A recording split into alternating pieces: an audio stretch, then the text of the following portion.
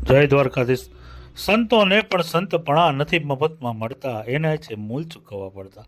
સંતોને પણ સંતપણા નથી મફતમાં મળતા, એના છે મૂલ ચૂકવવા પડતા. પણ આ સાધુ સંતો નહીં, સંતપણું મફત નથી મળતું, એને એનું મૂલ ચૂકવવું પડે છે. અને સાધુ સંતો ત્રાગુ કરે નહીં, અને સાધુ સંતો ત્રાગુ કરે ને તે ચાચરના ચોકમાં માથું કાઢીને ઉતારી દો. એ સાધુ કહેવાય, એ સંત કહેવાય. એવા જ એક સંત શિરોમણી થઈ ગયા આપણા ગોહિલવાડના પૂજ્ય શ્રી બજરંગદાસ બાપુ. આમ તો બજરંગદાસ બાપુના ઘણા પરચા છે અને ઘણી વાતો છે, પણ આ કાળા માથાનો માનવી ચમત્કાર વગર નમસ્કાર કરતો નથી. અને ખરાબ સમય આવે ને સાહેબ, ખરાબ સમય આવે ને ત્યારે માણસ માંદું હોય ને ડૉક્ટર બદલી નાખે ને એમ ભગવાનને બદલી નાખે. તો મારે વાત કરવી છે પૂજ્ય શ્રી બજરંગદાસ બાપાની.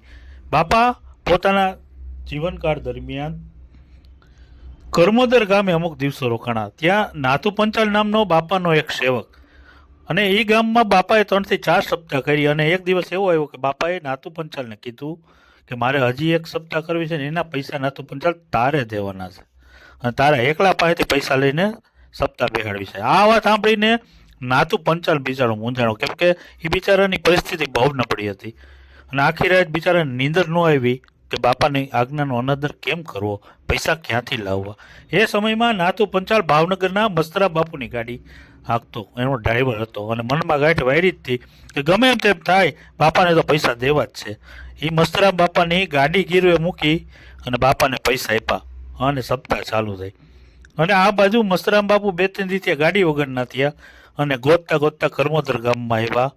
અને એને એમ ન કીધું કે ગાડી ક્યાં છે, કેમ કે મસ્તરામ બાપુને ખબર હતી કે ગાડી ગીરવે મૂકી હોય છે. પણ આ નાથુ પંચાલને મળવા આવ્યા અને એને એમ કીધું કે કેમ નાથુ તું આવતો નથી.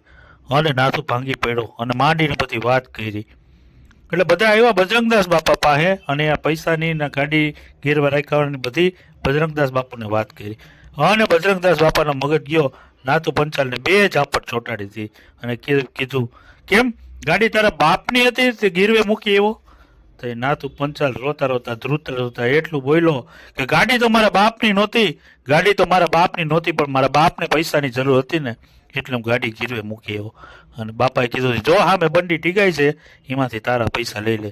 અને સાહેબ, અને એ ચીની નોટું નાથુએ મસ્તરામ બાપુને આપી અને પૈસા પાછા આપ્યા અને બાપાના ચરણોમાં ધરી દીધા અને કીધું કે ગાડી તો હું છોડાવી લઈશ. એ મસ્તરામ બાપુએ એ પૈસા બજરંગદાસ બાપુના ચરણોમાં ધરી દીધા અને કીધું ગાડી તો હું છોડાવી લઈશ, પણ નાથુ તું કાલથી સમયસર આવતો જજે. અને સાહેબ, જે બજરંગદાસ બાપુએ નાથુને 2 ઝાપટ મારી હતી, આજે નાથુના છોકરા પાસે 8 થી 10 ગાડીઓ છે. આ કહેવાય સાધુ સંતના આશીર્વાદ. એના આશીર્વાદ બને ને તો જિંદગી બની જાય. બસ રામ રામ રટતે રહો, ધરી રાખો મનમાં ધીર. રામ રામ રટતે રહો, ધરી રાખો મનમાં ધીર. કોઈ દિન કાજ સુધારશે, કૃપા સિંધુ રઘુવીર. અને આવું જ એક નાનું એવું બગદાણા ધામ ઊભું કર્યું છે અમારા રાજકોટના વાલકેશ્વરમાં.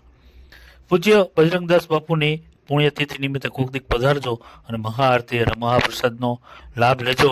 કે ત્યાં કોઈ નાત જાતના અને અમીર ગરીબના ભેદભાવ વગર આજની તારીખે પણ પંગત પાડીને ત્યાં જમાડે છે અને હરિહરને જ્યાં હાકલું પડે છે. તો પધારજો પૂજ્ય બજરંગદાસ બાપુને પ્રસાદી લેવા. આપ સૌએ મને સાંભળો એ બદલ ખૂબ ખૂબ આભાર.